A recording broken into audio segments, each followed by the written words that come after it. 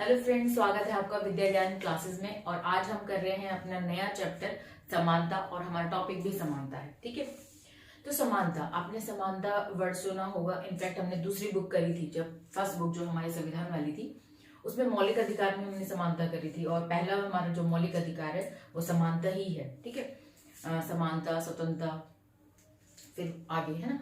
तो क्या है ऐसा कि हम समानता को इतना डिटेल में पढ़ रहे हैं, एक अलग टॉपिक आपकी बुक में मेंशन किया है। ऐसा क्या है? समानता पूरे विश्व में एक चर्चा का विषय है। ठीक है, किसी भी लेवल पे हो सकता है वो। ठीक है, समानता का इमोशनली हो सकता है, शक्ति के आधार पर हो सकता है। मेरे पास ज्यादा शक्ति, उसके पास कम शक्ति, ऐसा मानता पैदा हो रही है ना वहाँ पे। इस तरह से इमोशनल क्या कि एक लड़का लड़की में भेद करना, लिंग के आधार पर भेद, ऐसे। तो इन सारी बातों पे हम चर्चाएं करेंगे, और हम देखेंगे कि क्या क्या और डायमेंशन है पॉल साइंस में जो हमारे विजन में नहीं है, और हम उनको पढ़ेंगे। ठीक है, ताकि आपका विजन ब्रॉड हो सके, आप समझ सके। तो आज समानता का हम इंट्रोडक्शन कर रहे हैं, जो आपके पहले ही पेज पे दिया गया है, उसको हम जानेंगे। ठीक है, थोड़ा सा इस वीडियो को मैं शॉर्ट बना रही हूँ ताकि आप इंट्रोडक्शन अच्छे से समझ पाए, और उसके आगे हम ऑफकोर्स कैरी ऑन तो करेंगे, है ना। तो क्या कह रहा है आपका कि समानता की अवधारणा के बारे में हम इस अध्याय में जानेंगे। संविधान में, हमारे संविधान में दर्ज है, मौलिक अधिकार में दर्ज है। ठीक है, ये मैं बता चुकी हूँ। तो क्या हम इस चैप्टर में पढ़ेंगे, क्या पॉइंट्स हैं जिनके हमें आंसर मिलेंगे इस चैप्टर से। पहला पॉइंट क्या है, समानता क्या है, हमें ये पता लगाना है कि समानता है क्या। जो आप सोच रहे हैं, या जो आपने अभी तक देखी है बच्चा, वो बहुत छोटा लेवल है समानता का, जो आपने समझा होगा। ठीक है, बट उसी को हम आगे बड़ा वे देखेंगे। ठीक है, अप्रोच एक तरह से नहीं, हर डायमेंशन से देखेंगे। ठीक है, समानता, समानता क्या है, क्वेश्चन मार्क। फिर इसके आगे क्या लिखा है, हमें इस नैतिक और राजनीतिक आदर्श के बारे में क्यों सोचना चाहिए। समानता है कि वो पता लग गया। हम समानता को दो पैमानों पे कैसे देख रहे हैं, एक तो नैतिक, ऑफ कोर्स नैतिक इन द सेंस कि लड़का लड़की में भेद नहीं करना चाहिए, ये नैतिकता है। और राजनीतिक स्तर पे क्या है वो हम देखेंगे इस बुक में। ठीक है, राजनीतिक स्तर पे इन द सेंस की आरक्षण देना।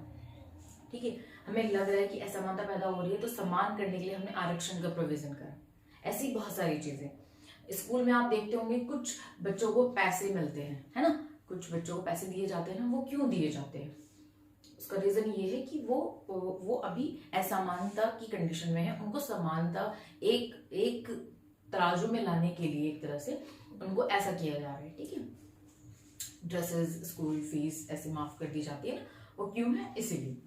नेक्स्ट क्या है, राजनीतिक स्तर पर जो मैंने आपको बताया है। नेक्स्ट पॉइंट क्या है, अब और क्या समझेंगे हम। क्वेश्चन है, क्या समानता का मतलब व्यक्ति से हर स्थिति में एक समान बर्ताव करना है, क्या ये क्वेश्चन है। ठीक है, कि हम हर कंडीशन में सबको इक्वल ही ट्रीट करें, क्या ये इक्वालिटी है। इसका क्वेश्चन का आंसर एक शब्द में दूं तो नहीं। ठीक है, हम किसी को भी एक एंगल से एक कंडीशन में एक तरह से ट्रीट नहीं कर सकते। ठीक है, एक क्लासरूम में सब बच्चे हैं, और सब बच्चों को किसकी कमी है, आयरन की कमी है।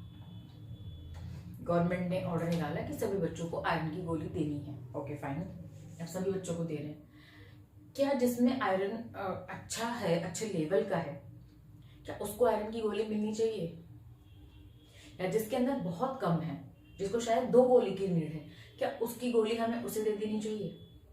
उसे 2 मिल गई, उसे 0 मिली, क्या ये समानता दिख रही है। बट एक्चुअल में क्या ये सही चीज है, ऑफकोर्स सही चीज है ना। हम एक कंडीशन में सेम चीज को ट्रीट नहीं कर सकते, समानता ये नहीं है। कभी कभी असमानता जहां पे दिख रही हो, बट क्या पता वो समानता हो, है ना। इस एग्जाम्पल से आपको समझ में आया होगा, है ना। नेक्स्ट क्या है, हम समानता की ओर कैसे बढ़ सकते हैं, और जीवन के विभिन्न क्षेत्रों में असमानता को न्यूनतम कैसे कर सकते हैं।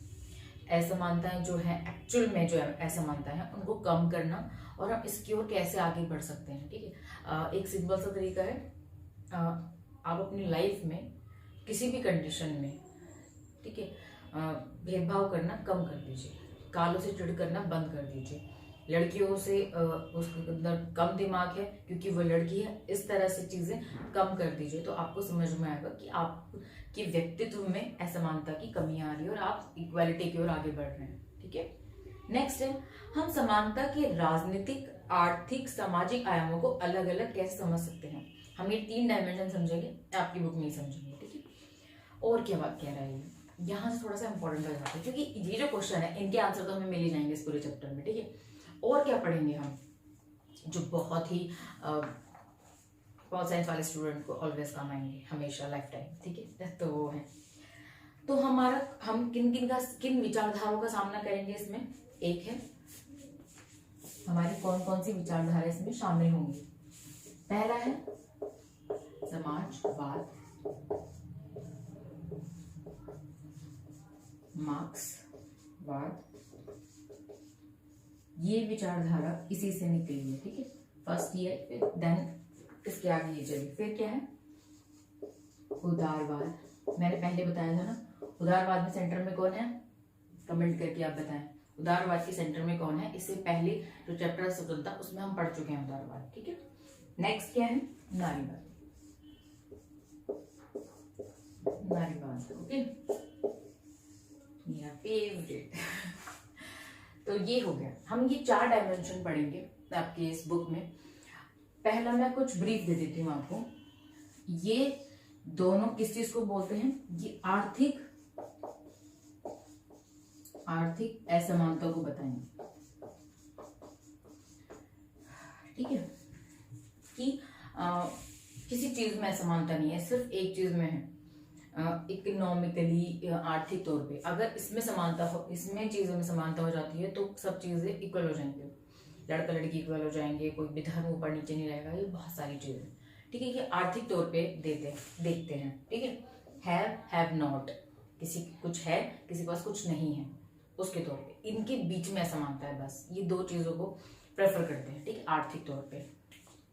उदारवाद किसको देखते हैं, उदारवाद देखते हैं ये इनके अगेंस्ट है, इनसे उल्टा चलते हैं। ठीक है, अगर हम देखा जाए तो रूस की विचारधारा ये है, अमेरिका की विचारधारा ये है, और इसीलिए एक दूसरे के उल्टे हैं।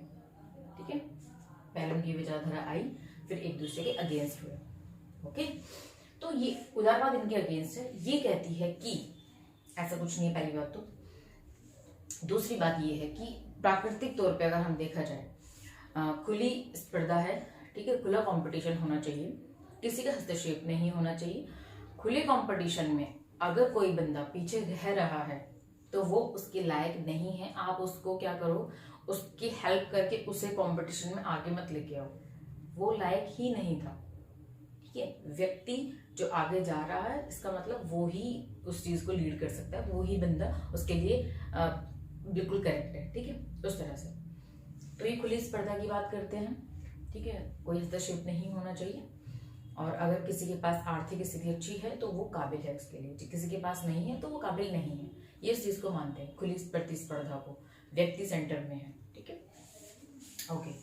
नारीवाद तो आप जानते हैं, नारीवाद से वो कहते हैं कि पितृसत्ता सोच, यानी जो पैट्रियार्की सोसाइटी है, जो पितृसत्ता सोच है हमारे समाज की, उसकी वजह से नारियों को कभी आगे आने नहीं दिया और उसकी वजह से वो पीछे रह गई।